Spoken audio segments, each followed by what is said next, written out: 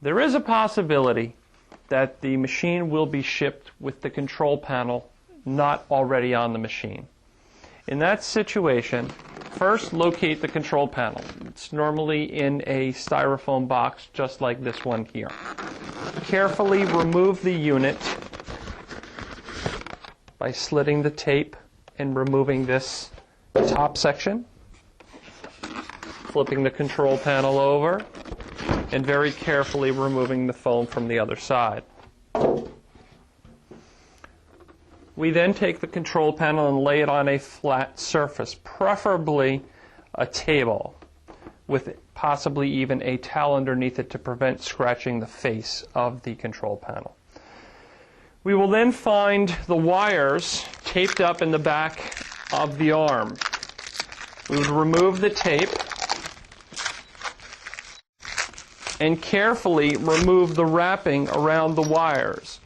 If you use any type of a sharp object like a pair of scissors, please take great care as to not cut the wires.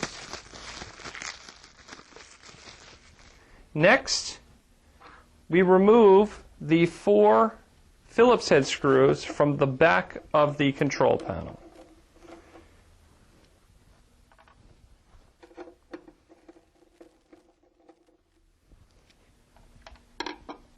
Then, using your 6mm Allen wrench, we remove the bracket from the arm that holds the control panel onto the machine.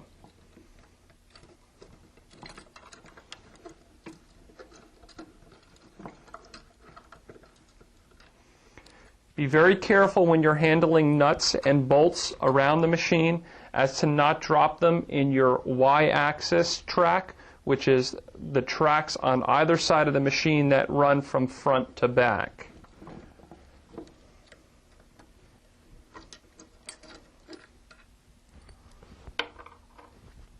We then remove the bracket, place it on the back of the control panel, taking your Phillips head screwdriver, replace the Phillips head screws and washers.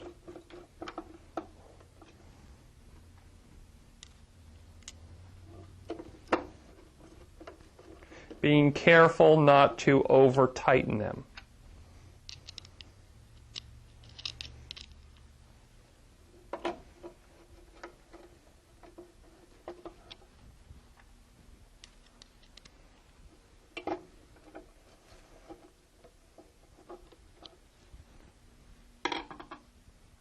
Then, supporting the control unit, carefully set the bracket in place,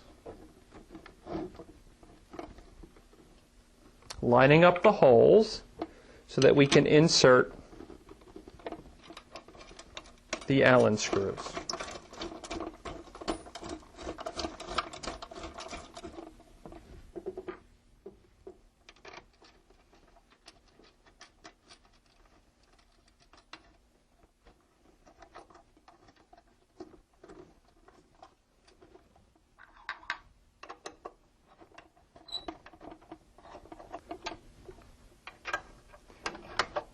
At this point in time, we will just tighten these up a little bit so the control panel doesn't fall up and down.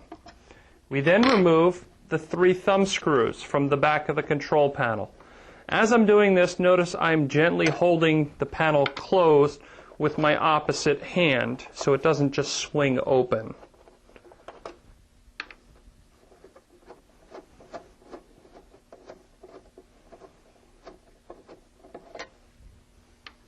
Then we swing the control panel open, revealing the connections inside.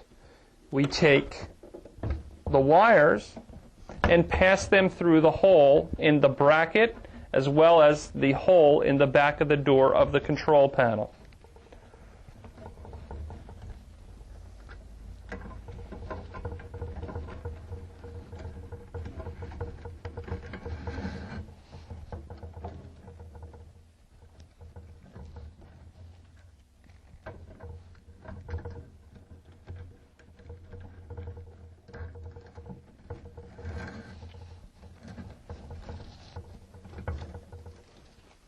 You will notice the ends on these two wires here are two different sizes.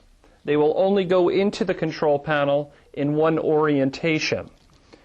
Your power wire gets connected to this bottom connection here, and it will only go in one direction.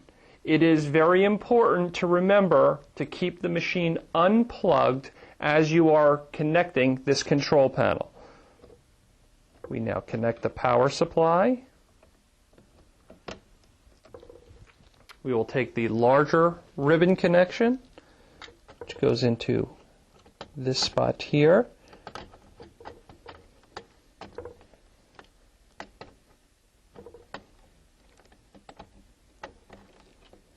Now you will gently press these in, wiggle them in a little bit so they are nice and tight and the clips will lock. You want to be careful as to not put undue pressure on this board. You just want to press this in nice and snug so that the locks will lock. Then we will tuck the wires in and carefully close the control panel, making sure not to pinch any of the wiring. We then take the thumb screws and close the control panel back up.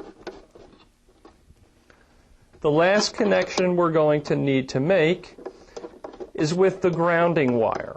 And the grounding wire will simply get connected to one of these screws back here. So I will now take out one of the screws.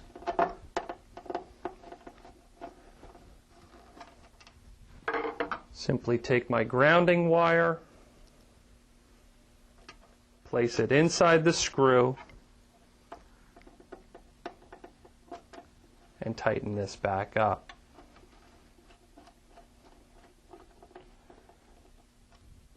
This control panel is now fully assembled and ready for use.